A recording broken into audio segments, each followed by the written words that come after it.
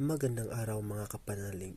Ang usal naman ito ay nagagamit ito sa kumbate personalan kung meron kayong kalaban ng mga aswang or mga personalan talaga gaya ng mangkukulam, mambabarang, mga antingerong kaliwa, mga engkanto na nakikipaglaban sa mga harap-harapan.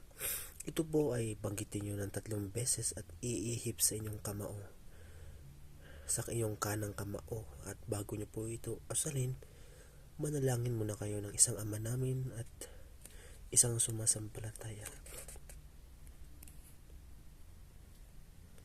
At ihip sa kamao at isuntok sa kalaban upang ito'y magkaroon ng sakit, o kapag ito'y tumama sa kalaban ay talagang iindahin niya ito, minsan pa ikakamatay, sapagkat ang usal na yan ay napakalakas. Usalin po yan ng 3 beses. At sana po ay makatulong po ito sa mga nag-aaral ng lihim na karunungan, at hiling ko lang po ay huwag niyo po itong gamitin sa masama, sapagkat ito po ay buhay na salita at galing po ito sa aking maestro. Salamat po at mapagpalang araw.